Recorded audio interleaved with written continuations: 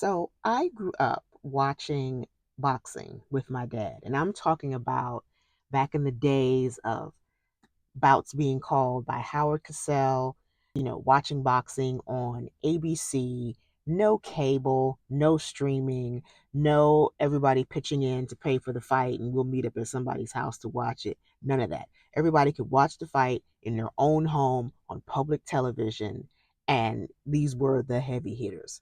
And yeah, and so I'd be sitting there with my dad in his chair, snuggled up next to him and watching the fight and getting his whole perspective and hearing him call it from our living room. And the best parts were like the day of the fight, like that morning earlier in that day on a Saturday, we would get together in the living room, in our tiny living room in the row house in the Bronx, and we would square up and he would teach me how to fight. And you couldn't tell me that I wasn't the most loved girl in the world or that I wasn't the strongest, because my dad was teaching me how to take care of myself should he not be around at the time to do it. And there's nothing like that. There's nothing like rolling with your dad and him instilling that kind of confidence in you, not just because of like the physical activity of boxing, but just spending the time and the things he said, the things he would call out of me, things he would see in me, speak into me, say that I could do that I didn't think I could do, but because he said I could do it, I'm like, okay, I'll try it. That is priceless, and that's what a dad gives you. And I had all I could stand of it because I spent most of my time with him. Especially once my sister had left home, it was me and my dad, and it was me and my dad because my mom was not into like mothering. Like she had her children, and she grocery shopped and she bought your clothes, but all of that, like spending time and nurturing and teaching, all that stuff that just happens as you do life with your children day in and day out, that was not her thing. She wanted to work on her degree, she wanted to work her job.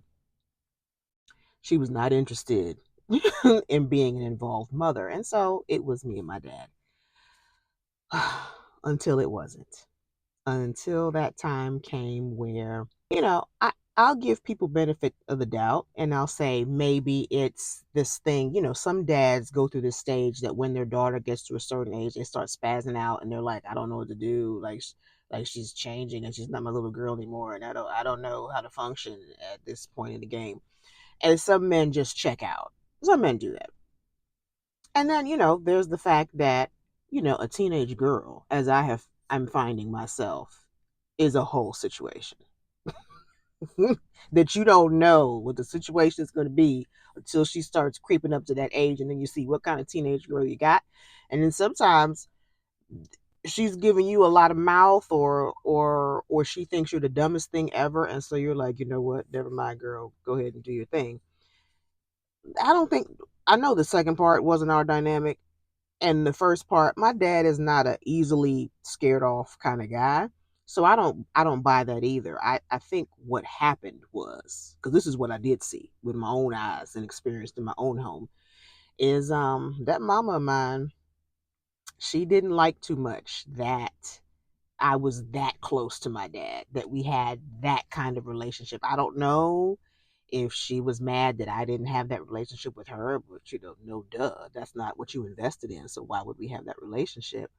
I don't know if it's because, she didn't grow up with her dad. She had a stepfather, and so she still had, little residual stuff lingering on from there. And me being with my dad was triggering for her. I don't know, but she would in subtle and not so subtle ways try to cause friction, division, try to just make it be to where my dad would be irritated with me for some reason. And as you do that over time, you make it clear. And I don't know what kind of conversations they had privately, but I think it became clear to him that there was a choice he had to make. He had to choose between his wife and his daughter, which is not a decision to be made. Like we're for two different categories of relationship. So it's not that it needed to be that way, but I think maybe that was posed to him as the need that he needed to address. And so there just became this season where he was much more critical than cuddly, and just more distant. He's not the most affectionate guy in the world, but the affection that he did show just became a little more sparing. Um, and and there was no discussion about it. I don't know what he would have said to try to explain picking his wife over his daughter. I don't know how he would explain it, but there just was no conversation. And if you know anything about kids, you know that when they're left to just put two and two together, they come up with they're the problem. Like four equals I'm the problem. And there must be something I've done, why the vibe is different in here, and it must be me because they seem to be fine and I'm not fine because I was not fine. I had essentially been abandoned now by two parents, both who lived with me in the home. I grew up in a two-parent home, but now they were both emotionally unavailable and both now more sort of, I have a duty to raise this girl, but not trying to emote or just be nurturing or loving in any way anymore. There was a us and you sort of dynamic. And yeah, that wasn't cool. That threw me. And I don't think at that time as a child, obviously you can't put words to it. You just know how you feel, you know what you're sensing, but you can't really explain it. Um and who was I going to talk to about it? Um and so you just internalize all of it. And what I was internalizing was feeling abandoned, feeling angry, and feeling anxious. Um, the anger didn't derail me like it would some kids, understandably, where they get into self-destructive behaviors and acting out, and that's only because from the age of 6, I wanted to be a pediatrician, and I was clear that I had to have certain grades in order to make that happen, and so that kind of focus, which is so odd for a 6-year-old, but that kind of focus so early kept me on the path, even though I certainly had the feelings of anger. What that anger became for me was depression. So I internalized it, and so it became depression, but a functional one. I was able to, enjoy my friends. I still had a life that I was living, and I was still excelling in school, but there was certainly a deep sadness that just was always there. And again, I thank God that I had a focus, a vision for my life that just would just keep picking me up and pushing me forward, even when I just felt like falling apart. But the anxiety piece, that that did not go away and could not be covered up as easily because, one, let me tell you, pursuing medicine is an anxiety producing adventure. It can be.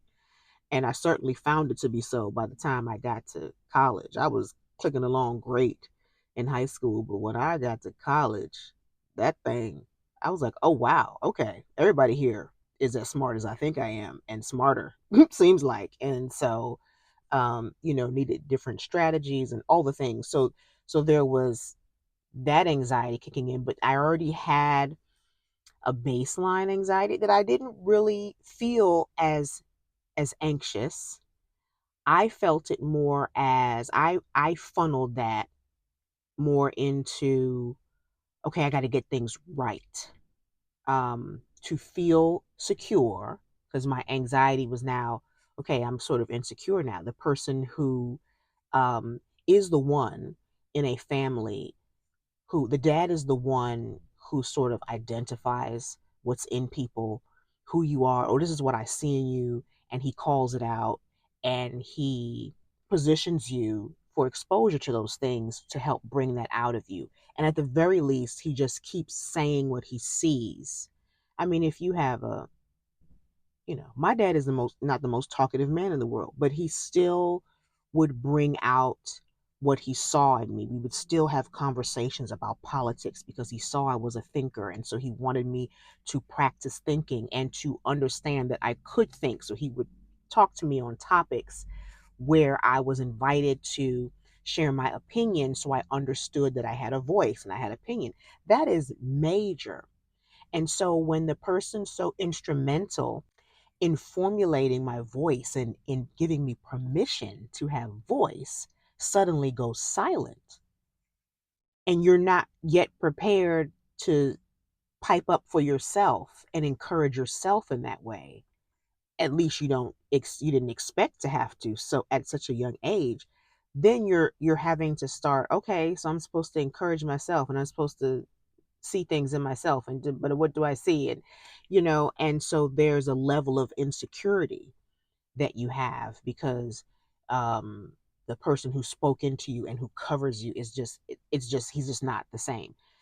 The dynamic isn't the same. And so that, to me, I interpreted as, I wasn't walking around like nervous. It wasn't that kind of anxiety. It was more of, oh, I gotta get this right. I gotta do this well. I have got to get these high marks. I have got to get these grades. I have got to do this. I went into performance as the basis for value and excelling, because why not?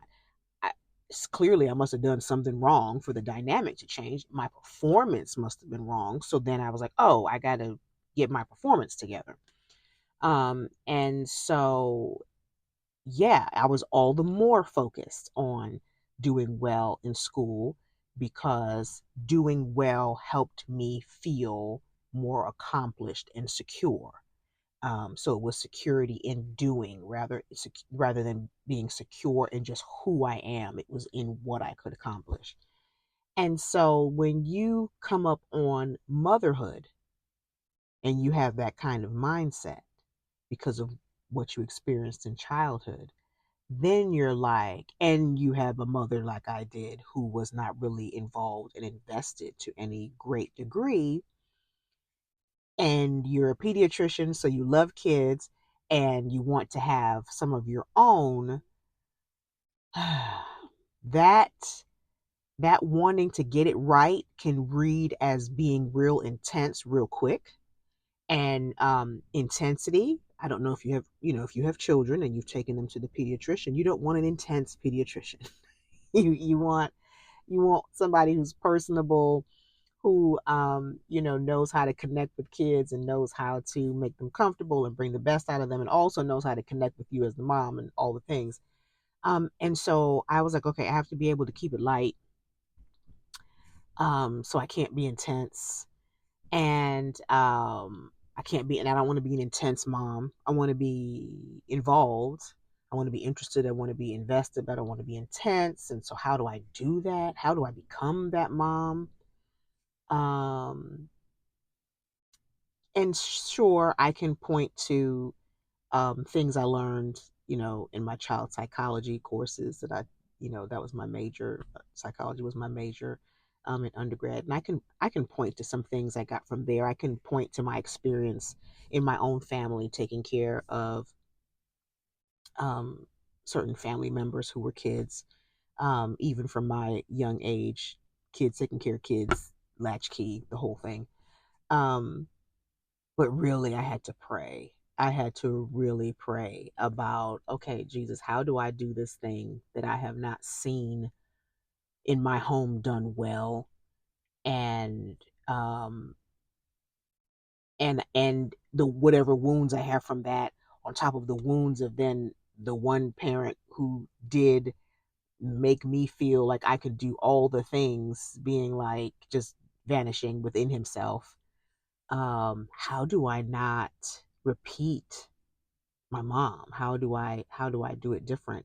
And yeah, it was a lot of prayer, and um just having to find my security in something other than an outcome, because in motherhood there's no there's no set outcome that you can count on, that you can work towards. So I really had to begin to understand that I'm pointing them in a certain direction.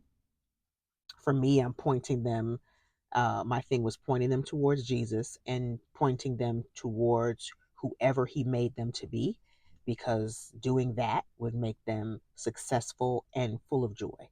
And so pointing them toward that with, if you think of it as a bowling alley analogy, yeah, that's, we're going that direction. And then we're putting the rails up and, figure out these boundaries for them so that as they're going down, if, they go left or right too far, here are the guidelines, here are the boundaries, get yourself back in the middle.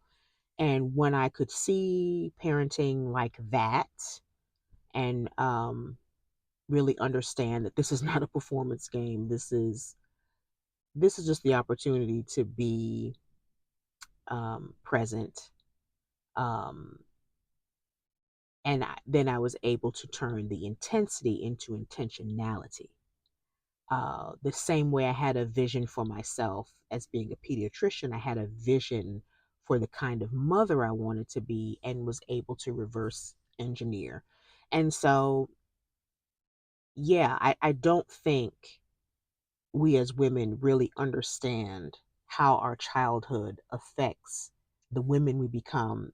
And if we're mothers, the mothers we become. This idea that, okay, that happened when I was a kid and it just is back there is not true.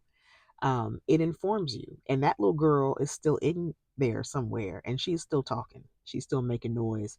And if she is not addressed and acknowledged,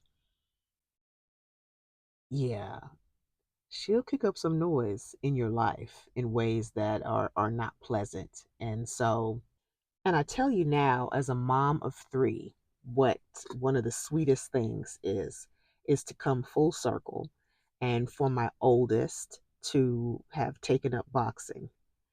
And I mean, he was into it not really even knowing how much his grandfather enjoyed boxing back in the day, because he doesn't watch it as much now because he's not doing all that streaming business. If he can't see it the way he used to see it, he's just not going to worry about it. And so my son didn't even know how much his grandfather enjoyed boxing, and he just became drawn to it, and he's pretty good. And so it's kind of funny now as the mom to be having conversations with my son about boxing, and for him to come home from the gym and tell me about who he was sparring with and all of that. It is a sweet full circle moment. I still have my dad. I'm still a daddy's girl, and I still get to enjoy him in his later years, and then now I get to make my own memories with one of my own children on something that was between me and my dad before. So um, it's just funny how life works out. And it's awesome to be in a position mentally now and emotionally where I have the bandwidth and I'm open um, to be able to be as close to my children as I was to my dad, and to maintain that. Um, to know what it's like to not have to choose, that I don't have to choose my husband over my children, that I can love them both. And yeah, it's a blessing when you can go through something as a child that was traumatizing to you and be able to come out on the other side and use it as a life lesson to make you better instead of bitter about what happened to you. It's what I love for myself. It's what I love to help other mothers do. And so, yeah, I appreciate I appreciate the journey and what it's taught me. So I just wanted to share that with you. Just that, to make connections between what's happening now and what happened before. it'll really help you have more of more context for your life and more perspective, certainly for your motherhood. So until next time, please remember this: when it comes to you being the mother of your children, you are the woman for the job. Take care.